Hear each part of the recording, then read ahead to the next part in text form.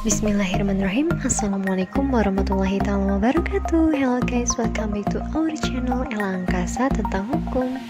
Di video kali ini kita akan membahas terkait jurisprudensi. But before it, please don't forget to like, share, comment, and subscribe. Terima kasih banyak sebelumnya. Oke, langsung aja. Yang pertama kita akan membahas dulu ya terkait apa sih yang dinamakan dengan jurisprudensi itu sendiri. Yang pertama dari segi bahasa dulu nih. Jurisprudensi itu berasal dari kata jurisprudential, bahasa Latin yang berarti pengetahuan hukum. Dan dalam bahasa Inggris, jurisprudence artinya ilmu hukum, ajaran hukum umum atau teori hukum. Sedangkan jurisprudensi sebagai istilah teknis hukum Indonesia sama artinya dengan jurisprudensi dalam bahasa Belanda yang berarti peradilan tetap atau hukum peradilan. Selanjutnya, kita akan membahas terkait pengertian jurisprudensi menurut para ahli. Kita ambil dua pendapat. Yang pertama dari pendapat A. Ridwan Halim. Beliau berpendapat bahwa yang dimaksud dengan jurisprudensi merupakan suatu putusan hakim atau suatu perkara yang belum tentu ada pengaturannya dalam undang-undang yang selanjutnya menjadi sebuah pedoman bagi hakim-hakim lainnya yang mengadili kasus-kasus serupa. Yang kedua, menurut Kansil, beliau berpendapat bahwa yang dimaksud dengan jurisprudensi ialah sebuah keputusan hakim terdahulu yang sering diikuti dan dijadikan dasar keputusan oleh hakim kemudian mengenai suatu masalah yang sama. Maka dari dua pengertian tersebut dapat disimpulkan bahwa jurisprudensi sebagai hukum formal adalah keputusan pengadilan yang telah mempunyai kekuatan hukum tetap dan diikuti atau dipergunakan oleh hakim berikutnya sebagai dasar hukum untuk memutus perkara yang serupa atau sama. Jurisprudensi sebagai sumber hukum formal karena sering terjadinya pemutusan perkara yang diperiksa oleh hakim didasarkan atas peraturan hukum tidak tertulis, disebabkan di dalam undang-undang itu belum jelas, tidak mengatur, dan undang-undang yang sudah ada tertinggal dengan perkembangan masyarakat atau tidak sesuai.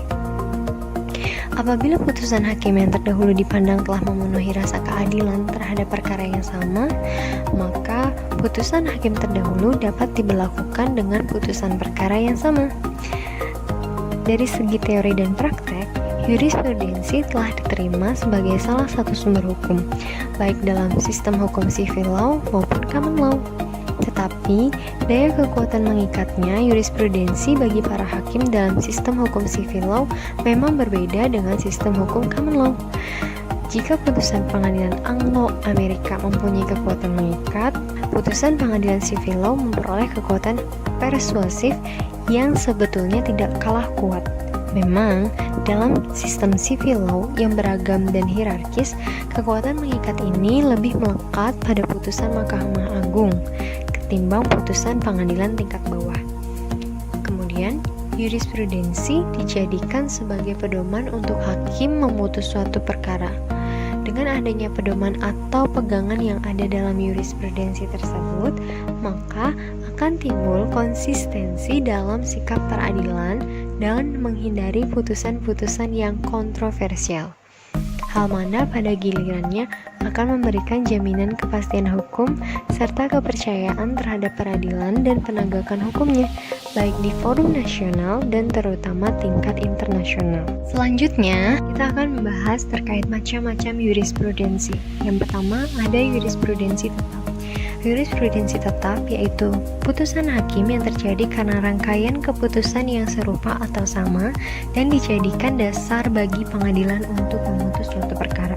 Jurisprudensi ini dapat diperbandingkan dengan pendapat Hans Kelsen dalam bukunya General Theory of Law State bab jurisprudensi, yang menyebutkan bahwa yang dinamakan jurisprudensi sebagai sumber hukum bukan keputusan hakim yang merupakan penerapan norma umum dari hukum substansif, melainkan hakim itu membuat norma hukum yang bukan bersumber dari undang-undang. Nah, buku ini recommended banget untuk teman-teman semua, dan menurut kami ini adalah buku wajib untuk jurusan hukum. Dengan demikian, yang dimaksud dengan jurisprudensi sebagai sumber hukum formil menurut Hans Kelsen adalah keputusan hakim yang menciptakan hukum yang mempunyai arti hukum tetap, bukan keputusan hakim yang menerapkan norma umum undang-undang material. Dari pendapatnya Hans Kelsen dapat disimpulkan bahwa jurisprudensi atau keputusan pengadilan dapat dibedakan menjadi dua macam, yakni jurisprudensi yang menerapkan undang-undang atau hukum material dan jurisprudensi yang menerapkan hukum baru. Ada beberapa alasan kenapa hakim menciptakan hukum jurisprudensi atau jurisprudensi yang menciptakan hukum. Yang pertama, karena undang-undang tidak jelas atau kabur, sehingga memerlukan hukum yang kompetitif. Kedua, undang-undang yang ada sudah tertinggal dengan perkembangan masyarakat atau tidak sesuai, bahkan bertentangan dengan rasa keadilan. Yang ketiga, undang-undang tidak mengatur perbuatan hukum yang diajukan ke pengadilan. Kemudian, jurisprudensi tidak tetap yang merupakan putusan hakim terdahulu yang tidak dijadikan dasar bagi pengadilan atau bukan standar Erston. Jurisprudensi tidak tetap ini pada umumnya jurisprudensi yang menetapkan undang-undang atau hukum material yang tidak pernah dipergunakan sebagai sumber hukum oleh hakim-hakim berikutnya atau di bawahnya. Beranjak pada asas-asas jurisprudensi seperti asas presiden dan asas bebas. Kita akan bahas dulu terkait asas presiden, yang berarti bahwa hakim terikat atau tidak boleh menyimpang dari putusan-putusan hakim yang terdahulu atau hakim yang lebih tinggi atau sederajat tingkatannya dalam perkara serupa. Asas ini dianut oleh negara-negara Anglo-Saxon seperti Inggris dan Amerika Serikat. Menurut R. Suroso dalam bukunya yang berjudul Pengantar Ilmu Hukum, asas presiden atau stare decisis berlaku berdasarkan 4 faktor seperti bahwa penerapan dari suatu peraturan-peraturan yang sama pada kasus-kasus yang sama akan menghasilkan perlakuan yang sama bagi siapa saja atau yang datang dan menghadap pada pengadilan. Yang kedua, bahwa mengikuti presiden secara konsisten dapat juga menyumbangkan pendapatnya dalam masalah-masalah di kemudian hari.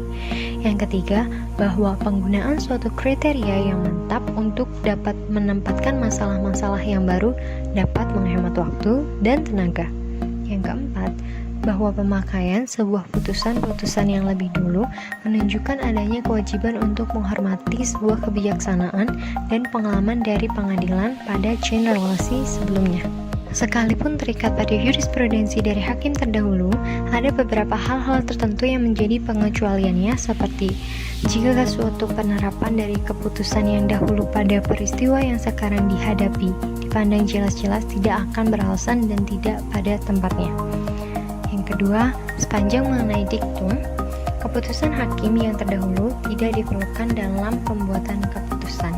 Asas selanjutnya yaitu asas bebas, yang merupakan kebalikan dari asas presiden, di mana petugas peradilan tidak terikat pada keputusan-keputusan hakim sebelumnya pada tingkatan sejajar maupun hakim yang lebih tinggi.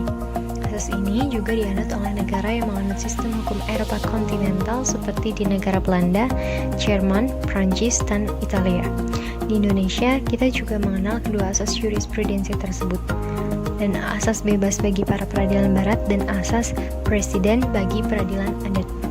Next, kita akan membahas terkait nilai dan arti pentingnya jurisprudensi ditinjau dari berbagai segi aliran-aliran hukum. Yang pertama, anggapan menurut aliran legisme.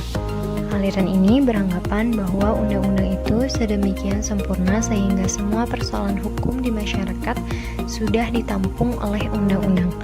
Jadi, hakim dalam melaksanakan tugasnya sekedar mulut peraturan-peraturan.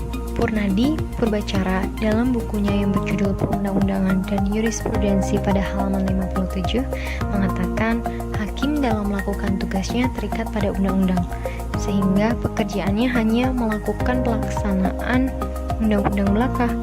Dengan sangat terikatnya hakim pada undang-undang, jelas bahwa menurut aliran legisme, pengetahuan tentang undang-undang adalah primer dan sebaliknya, mempelajari jurisprudensi adalah sekunder. Selanjutnya, menurut aliran Friedrich-Bewegung, pandangan aliran ini bertolak belakang dengan pandangan aliran legisme. Menurut aliran Friedrich-Bewegung, mempelajari jurisprudensi adalah primer, sedangkan mengetahui undang-undang adalah sekunder. Hal ini disebabkan oleh pandangan hakim dalam melaksanakan tugasnya. Hakim bebas untuk mempergunakan undang-undang atau tidak, karena tugas hakim adalah menciptakan hukum. Anggapan yang ketiga yaitu anggapan Rechtfinding. Dari anggapan Rechtfinding, betapa pentingnya jurisprudensi untuk dipelajari di samping perundang-undangan. Karena di dalam jurisprudensi terdapat banyak garis-garis hukum yang berlaku di dalam masyarakat, akan tetapi tidak terbaca oleh undang-undang. Sehingga memahami hukum dalam perundang-undangan saja tanpa mempelajari jurisprudensi tidaklah lengkap. Aliran Rechtfinding adalah aliran tengah aliran legisme dan aliran Vredesbevolking. Menurut aliran ini, hakim mempunyai apa yang dinamakan kebebasan yang terikat atau keterikatan yang bebas. Jadi, hakim melakukan tugasnya adalah bebas menyelaraskan undang-undang dengan keadaan masyarakat sewaktu keputusan dijatuhkan dengan cara mengadakan penafsiran apabila undang-undang tidak ada atau kurang jelas, mengkonstruksi hukum apabila undang-undang tidak menyebutnya. Menurut aliran hukum terbentuk karena undang-undang, kebiasaan, dan peradilan.